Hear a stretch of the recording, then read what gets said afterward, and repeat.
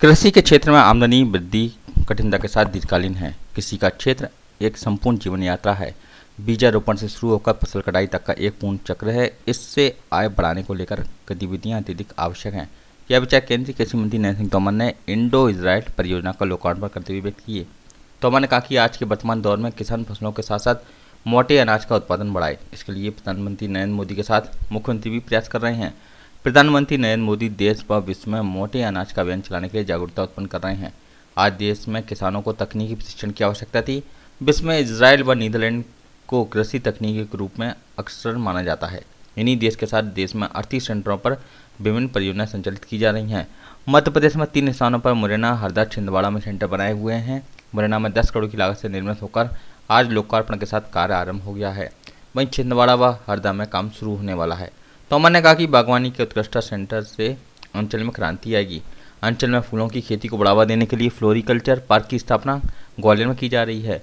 बागवानी उत्कृष्टता सेंटर के लोकार्पण के साथ केंद्रीय कृषि मंत्री ने हाईटेक पॉली हाउस, किसान प्रशिक्षण छात्रावास, शासकीय कर्मचारी आवास तथा कार्यालय का फीता काटकर शुभारंभ किया। मुरैना से खबर हर पल के लिए बंटी चौधरी की मंजूरी आने वाले कल में आने वाली है। वैसे तो हम अपने खेत में थोड़े बहुत फूल के पौधे लगाते हैं, लेकिन जब वो फ्लोरिकल्चर पार्क बन जाएगा, हमारे किसान उसे देखने जाएंगे, नए नए बीजों से परिचित होंगे, नई टेक्नोलॉजी से परिचित होंगे, तो ये फूलों का व्यापार भी किसानों की आमदनी बढ़ाने वाला व्यापार के रूप में आगे देखने में हम सब लोगों को आएगा। राष्ट्रीय बीज विकास निगम के लिए जमीन मुरैना में तय हो गई है। थोड़ा काम शुरू हुआ है। मैं यहाँ बैठे सभी लोगों से कहना चाहता हूँ कि उस काम को भी आगे बढ़ाने में किसानों का सहयोग अपेक्षित है। राष्ट्रीय बीज विकास निगम का काम बढ़ेगा तो किसानों को बीज उत्पादन करने को मिलेगा। बीज उनका सरकार खरीदेगी। अच्छी गुणवत्ता का बीज देश भर में जाएगा। अच्छा दाम किसान को मिलेगा। उसका भी लाभ निश्चित रूप से हम सब लोगों को होने वाला है। ठीक इसी प्रकार से कृषि के क्षेत्र में अभी बाजरा, ज्वार का जिक्र हमारे प्रभारी मंत्री जी कर रहे थे। मैं एक छोटा सा उदाहरण देता हूं। दूसरा लाडली बहना क्या आयोजन है और कितने लाभान्वित होंगे?